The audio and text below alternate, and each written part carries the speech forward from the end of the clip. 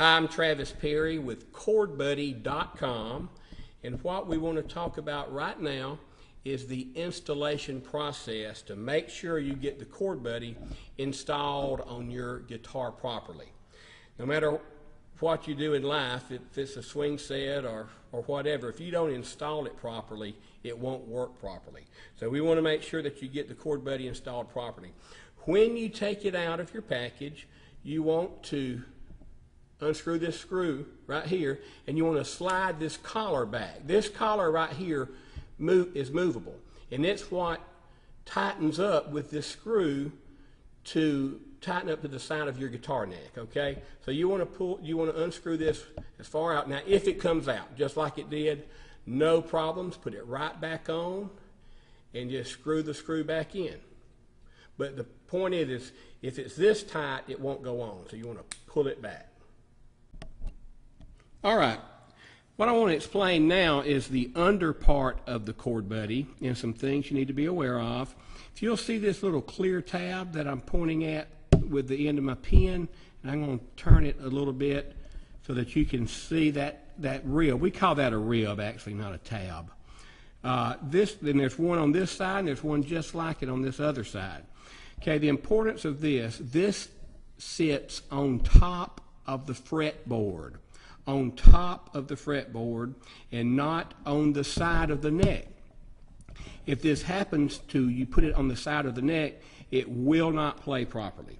So this sits just outside the little string, which is an E, and the big string, which is also an E, just right beside it on top of the fretboard.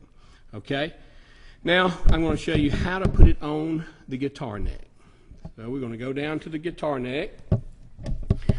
Make sure that your collar is back, so you've got enough room to sit it on. Get the left side on first. Make sure that you're sitting on top of the neck, and then go ahead and rest it over so that the other rib is sitting on top of the neck. At this point, push your collar in. Just push it in and it should stay. Now, what I want to point out here is if you go ahead and slide this back till your ribs hits the nut, and the nut is what these strings ride over. Okay, if you look right here where I'm pointing now, you've got about 1/4 of an inch from this 3rd fret. These metal things are called frets. So you count up 1, 2, 3. You've got about 1/4 to 1/2 of an inch here. To make it play its best, go ahead and scoot it down just a little bit on your guitar so that this tab, this rubber gray booty, when you press down the blue button, hits just behind the 3rd fret. Not on top of it, and for sure not in front of it, because that would be playing a totally different chord than a G chord. So press it down and test it. Make sure that it's hitting just behind the 3rd fret. At this point, tighten up the screw. Go ahead and get it as tight as you can get it with your fingers. Don't get a vice grips or a pair of pliers, but get it as tight as you can get it with your fingers. Then I can just press this blue button down. As you've just heard, it's playing a perfect chord. Playing a perfect D chord, perfect G chord. I'm going to tilt the guitar up, show you the proper angle. Okay, if you'll notice here, let me get a black background behind that, maybe you can see it a little better. There's a little upward angle from here to here. You've got an upward angle off of the strings. The purpose for this is as you strum your guitar, the strings will go in a circular fashion and they get a wider path down here. So you don't want the string to hit the bottom of this rubber booty because it will cause it to buzz. All right? So make sure you have a slightward upward angle. Now I'm going to purposely tilt it down just a little bit. I'm going to make it the way you don't want it. See how it's flat now? What's happened, you've pulled this back rib up so it's not resting on the fretboard. Now it will probably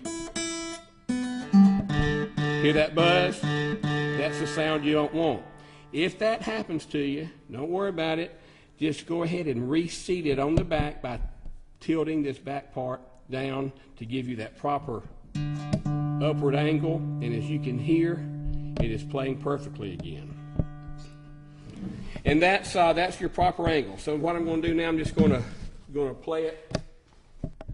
Okay, we now have the ChordBuddy properly installed on the neck. We've got it as tight as we can get it with our fingers. We've got the proper upward angle coming down, and we've got the rib sitting on top of the fretboard and not on the side of the neck. We've got, when we tested it, it was just barely behind the 3rd fret, not on top of the 3rd fret and not ahead of it. Okay? Now I'm just going to run through the chords. Let's check it. Perfect G chord, a perfect D chord, the yellow is E minor, perfect D minor, and then your green is your C, a perfect C chord. So, as you can see, with proper installation, the ChordBuddy will play as it's designed to play, will not buzz out on you and have any extra noise that you don't want. We will be having other videos coming forth that I want you to tune into. We'll have some lesson plans and whatnot. I'm Travis Perry with ChordBuddy.com.